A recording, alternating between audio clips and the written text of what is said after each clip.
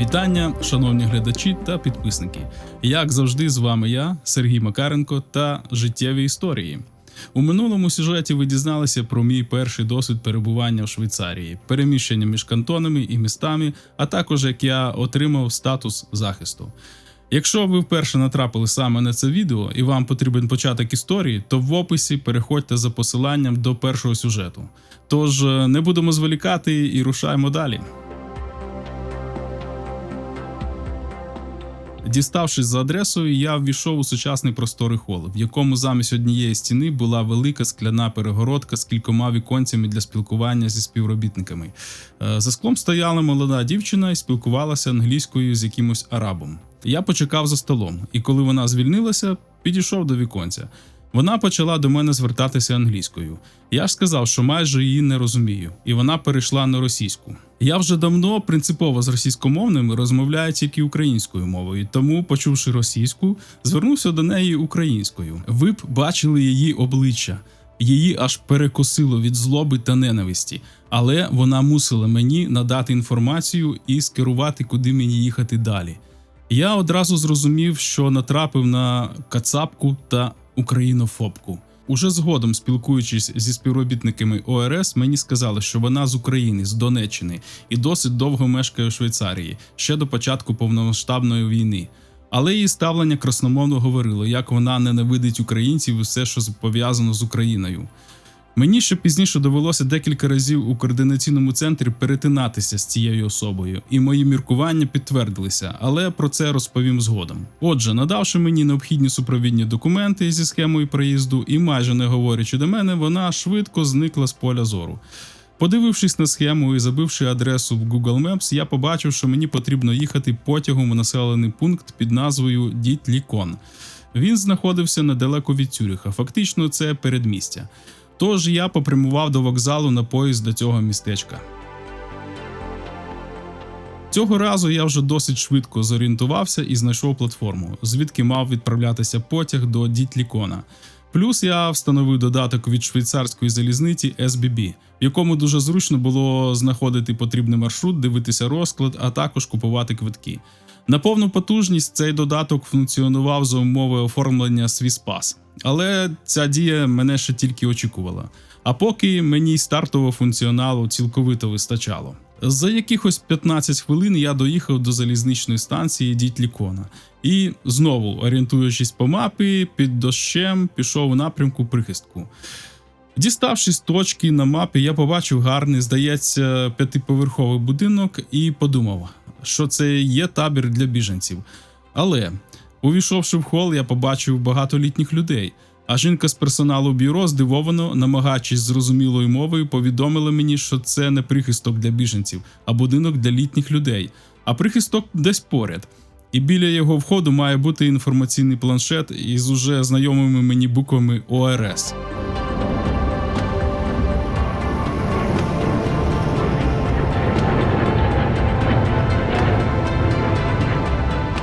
Я повернувся на пішохідну доріжку, яка йшла паралельно проїжджій частині, і, пройшовши трохи далі, побачив цей напис і вказівник, який ввів короткою доріжкою знову до бункера. Отже, мене перевели знову в інший бункер. Зайшовши через вхід, який був значно менший, ніж у Берні, я опинився в приміщенні з приємними жовтими стінами. Воно було меншим, але затишнішим і з набагато тихішою вентиляцією. Попрямувавши широким коридором вітальні, я знайшов бюро, де відбувалася реєстрація новоприбулих і де вирішувалися всі питання з поселенням, фінансами, трансферами, лікуванням та юридичними запитами. У бюро працював швейцарець арабського походження, який дуже добре розмовляв російською мовою. Як виявилося пізніше, він був сином українки і араба, яка дуже давно мешкає у Швейцарії, і вона теж працювала в ОРС. Також там працював молодий хлопець, який на початку повномасштабної війни виїхав з України і теж потрапив до цього бункера. Але оскільки добре знав англійську, то йому після отримання статусу запропонували влаштуватися в цю компанію. І він уже офіційно в ній працював. Це взагалі вважається для Швейцарії дуже швидким і успішним, коли людина ауслендер та ще й з захистом влаштовується офіційно в таку компанію. Мене оформили і показали, де я буду жити. Це була одна з кімнат чоловічого відділення бункера. Кімнати були менші, ніж у бункері в Берні, але теж із двоярусними ліжками. Бункер ділився на дві частини. В одній мешкали чоловіки, а в іншій – жінки та сімейні пари з дітьми віком від 15 років. З маленькими дітьми та тваринами в цей бункер не поселяли. У цьому помешканні я прожив наступні 4 місяці. Після поселення, отримання засобів для гігієни, німецькомовна співробітниця показала мені пральню і через програму перекладача пояснила, як здають у прання речі. Я своєю чергою запитав, чи є можливість тут якимось чином працювати. Вона сказала, що так, можна як волонтер, але за це платять невеликі гроші. Сума коливається від складності роботи, і бачачи, що я зацікавлений, вона одразу запропонувала мені працювати в пральні. Отримувати від мешканців сумки з одягом, завантажувати прання, контролювати час прання та сушіння, сортувати та складати постільну білизну після прання. Робота була нескладною, тривалістю 4 години на день, крім вихідних, і не вимагала постійної присутності в пральні. За зміну платили 8 франків. Небагато, але помноживши на 5 днів, виходило 40 франків. Це була непогана надбавка до грошей, які видавали раз на 2 тижні на харчування та інші витрати. А видавали приблизно 200 франків. Отже, на місяць із таким підробітком виходило десь 560 франків. Що скажу, досить таки добре за умови, коли не сплачуєш за житло, страховка вже є і продукти можна отримати на гуманітарці, яких у Цюриху було достатньо. Тож на придбання їжі витрачалася зовсім незначна сума – 50, максимум 100 франків на місяць. Для проїзду раз на місяць видавали місячні проїзні квитки на зону, в яку входив Дітлікон і місто Цюрих, яке мало 2 зони. Тож по цьому квитку можна було вільно їздити в цих межах. Якщо ж була потреба проїзду по всьому кантону, то адміністрація видавала квитки на 1 день ввечері напередодні поїздки, за умови повернення після поїздки. Тому що таких квитків була обмежена кількість – 5 штук. І вони передбачалися лише за необхідності. Звісно, охочих було більше, і щоб отримати такий квиток, потрібно було бути уважним і спритним. Я почав волонтерити в пральні і знайомитися з жителями бункера. Відразу скажу свою суб'єктивну думку. Такої кількості їбнутих співвітчизників я ніде не бачив. Мабуть, десь 40% від загальної кількості були неадекватні, хворі на голову, з психічними порушеннями, алкоголіки та підозрілі особи кримінального характеру. Особливо поперло всіляке біосміття, як тільки відсвяткували 2024 рік, неначе відкрили якісь шлюзи з лайном. Є така штука, що людина завжди добре пам'ятає щось погане, негативне. А хороше, да, це приємні спогади, але на загал вони не оголошуються чомусь. І от чомусь от такий відсоток людей в бункері, він дуже добре в'їдається в пам'ять. Я не кажу, що там були цілком погані люди, але чомусь оцей негатив, він завжди дуже сильно врізається в пам'ять. На жаль. Було декілька жінок і чоловіків, яких з їхніх слів розвели на досить пристойні суми валюти, обіцяючи роботу у Швейцарії. Схема розводу доволі примітивна, але дієва. У спеціально створених на той час фейсбук-групах та телеграм-каналах пропонували оплату в межах 600 тисяч євро за роботу в Швейцарії. В Україні зазвичай у Львові зустрічали, садили в бус, після перетину кордону забирали паспорти під виглядом онлайн-оформлення в роботодавця і, звісно, оплату. Потім везли в Берн, недалеко до центру реєстрації біженців. Висаджували з буса зі словами, що тут потрібно трохи пройти пішки, бо бус не може сюди заїжджати. Доводили до будівлі, просили трохи почекати і зникали. Добре, що хоч паспорти повертали. Люди чекали певний час, і коли за ними ніхто не приходив, заходили в двері і опинялися біля віконця, про яке я розповідав у попередньому сюжеті. І вже там розуміли, що їх просто розвели на гроші. Ось таким чином деякі люди з України опинялися в бункері. Це зі слів тих, з ким це сталося, і мені довелося поспілкуватися. Тож достовірність подій та ситуації я не гарантую. Відразу зауважу, в мене була чітка мотивація інтегруватися і шукати роботу після того, як я прибув до Швейцарії. Це я чітко зазначив ще під час співбесіди в містечку Бадрі. Тож економічний туризм мене взагалі ніколи не цікавив. Бо особисто я вважаю це паразитуванням і життям, яке ні до чого хорошого не приводить. а тільки розбещує та розкладає як особистість, так і соціум. У цьому бункері очікували як і на підтвердження статусу і потім подальшого трансферу в інші населені пункти Цюрихського кантону, так і відмови. Відмову отримували особи з явно сумнівними документами і ті, хто з 2024 року потрапили в Швейцарію з інших європейських країн і мали там захист. А з 2024 року Швейцарія посилила жорсткість умов прийому осіб з українськими паспортами, оскільки, особливо серед ромів, розквітнув економічний туризм. Багато ромів, знову ж таки з розповідей соцпрацівників, під виглядом сімей заїжджали в Швейцарію. Декілька місяців отримували гроші, займалися крадіжками та жебратством, проституцією, торгівлею наркотиків, потім зникали з країни. Далі, через певний короткий період, інша пара, але з тими ж дітьми заїжджала в Швейцарію і робила те ж саме. Такі роми українською взагалі не розмовляли, а дуже поганою російською. І складалася підозра, що вони отримували українські закордонні паспорти в Угорщині і були не українськими ромами, а угорськими, та влаштовували ось такі каруселі. Це була одна із причин підвищення вимог для надання захисту. Тож такі категорії ромів та осіб з українським громадянством відчутно шкодили репутації загалом українців. Була й інша категорія, які мали дорогі авто та значні суми коштів, але мімікрували під біженців і отримували допомогу та безкоштовне житло. Отже, всі, хто отримував відмову, за законом мали право на апеляцію в суді. На цю процедуру надавалося 3 місяці, плюс певні періоди розглядалася сама апеляція. І після остаточного рішення ще надавалося декілька місяців, щоб виїхати з країни.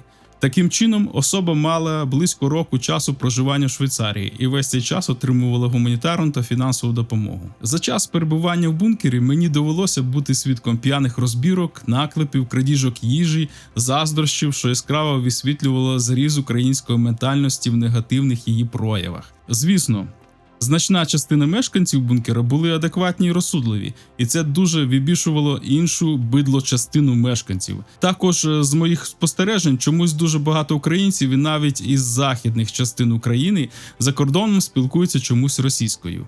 Я при нагоді цікавився, чому? Як правило, відповідь була необґрунтована і плутана, типу «какая разниця?». Мій коментар у такій розмові був про те, що, розмовляючи російською, вас ідентифікують з москалями як один народ. Термін очікування трансферу на поселення ніхто не оголошував, оскільки для кожної особи шукали місце в кантоні, і цей процес міг тривати тижні або місяці. Я прожив у бункері 4 місяці. Перебуваючи в бункері, було достатньо вільного часу, щоб ходити та їздити Цюрихом та околицями, а також, періодично взявши кантональні проїзни, подорожувати Цюрихським кантоном. Перші виїзди в Цюрих після поселення відбулися на продуктову гуманітарку та в центр міста. Про гуманітарку розповідати тут багато не буде. Для цього, можливо, зроблю окремий сюжет, якщо буде запит від аудиторії та натхнення. А перша прогулянка Цюрихом відбулась, коли я і 2 нових знайомих поїхали на центральний вокзал реєструватися в транспортній системі Швейцарії Swisspass. Які переваги надавала ця система? Через неї було дуже зручно в майбутньому купувати квитки, користуватися знижками, зберігати історію поїздок і відстежувати час руху транспорту. Swisspass мали можливість оформити тільки ті, у кого було документальне підтвердження статусу С.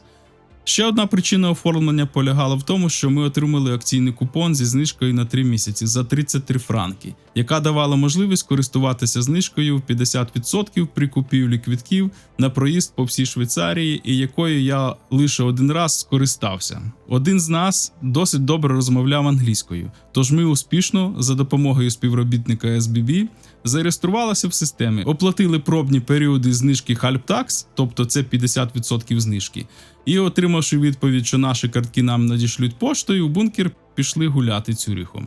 Хлопці вже знали Цюрих, а я тільки почав з ним знайомитись. Тож було цікаво роздивлятися все навколо. Фунікулером ми піднялися до головного входу Цюрихського технологічного університету.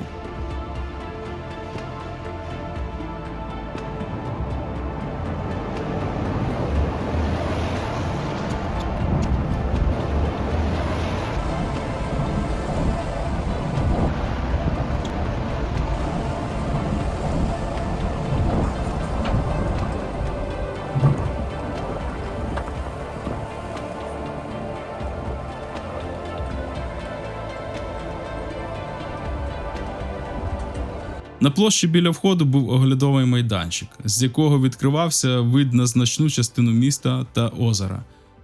Потім ми зайшли в приміщення університету і трохи поблукали поверхами та коридорами. Якраз у ньому йшло приготування до якогось святкування.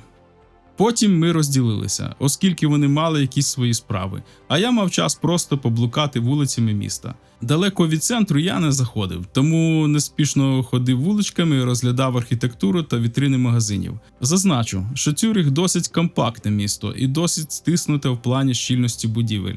Вулиці переважно вузькі, і це згодом починає набридати. Не вистачає простору та масштабу, як, наприклад, у великих містах Європи – Мюнхені, Відні, Берліні. Хоча Цюрих вважається одним із найбільших міст Швейцарії, і за кількістю населення, і за площею значно більше за Берн. Але через півроку я почав асоціювати Цюрих як велике село. Гуляючи центром міста, я спостеріг, що в ньому дуже багато кав'ярень Starbucks, які досить дорогі навіть за мірками Цюриха. Кілька разів ми пили каву в Starbucks, і, як на мене, кава там дійсно смачна, хоча дуже дорога. Стартова ціна чашки капучино там стартувала, здається, з 10 франків. А в інших кав'ярнях вартість аналогічної чашки коливалася в межах 3-6 франків. І за якістю теж була не гірша за старбаксівську. Також у Цюриху легалізовано продаж марихуани та проституція. Було цікаво спостерігати, як на одній вулиці, недалеко від Цюрихської публічної бібліотеки, розташувався магазинчик із марихуаною і приладдям для її вживання, і через кілька метрів була вітрина, в якій сиділа жива дама в привабливій спідній білизні і запрошувала відвідати її салон. І так, це є цілком нормально. Якщо ти працюєш легально, надаєш якісні послуги, отримуєш прибуток і сплачуєш податки.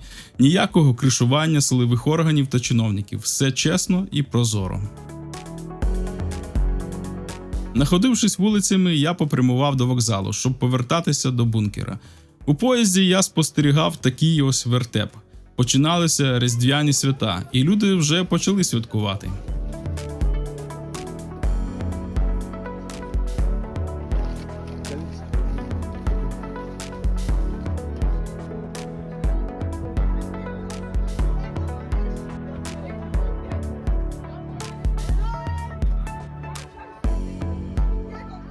Через декілька днів мій знайомий розповів мені про гору Утліберг, з якої відкривається дуже гарний вид на Цюрих та околиці.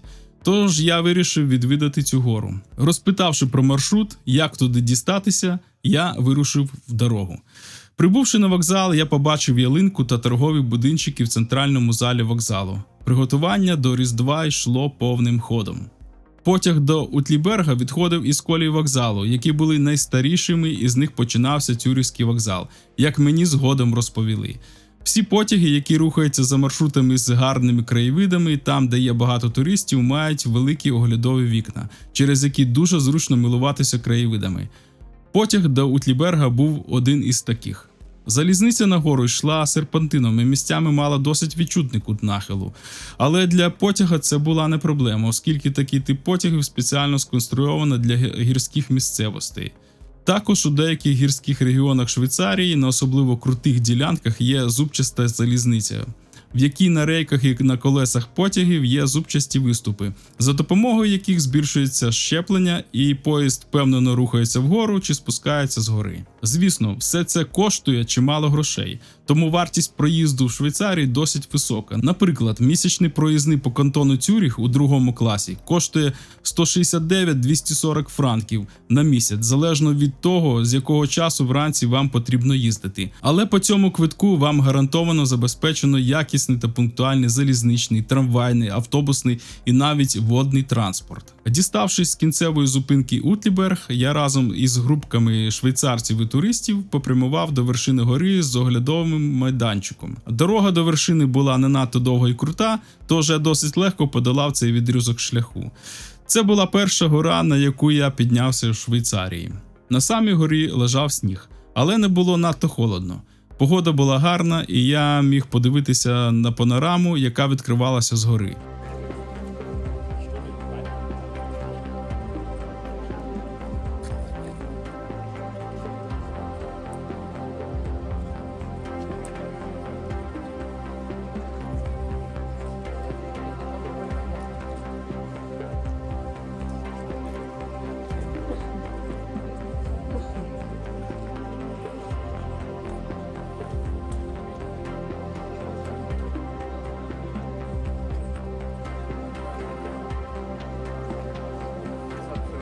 Звісно, фото та відео не в змозі передати реальної картинки, але я намагався якомога якісніше зафіксувати все, що бачив навколо. На самій горі знаходився готель та ресторан з оглядовою вежею. Намилувавшись краєвидами, я повернувся на станцію. Сівши в потяг і їдучи до Хаут-Бангофа, це центрального вокзалу, я розмірковував, наскільки якісним може бути життя, коли суспільство розвивається, не маючи воєн та корупції. Було сумно порівнювати Швейцарію та Україну. Різниця була надто очевидна. Але щодо індексу щастя в Швейцарії, в мене є власні міркування, про які я розповім вам в інших сюжетах. У цьому відео ви дізналися про те, як я прибув на поселення в бункер, які мешканці його населяли, як я отримав підробіток та мої перші прогулянки Цюрихом та околицями.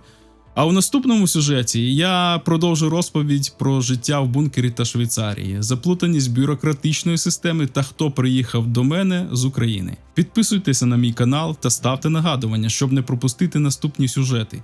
З вами був Сергій Макаренко та життєві історії. До зустрічі за тиждень. Бережіть себе.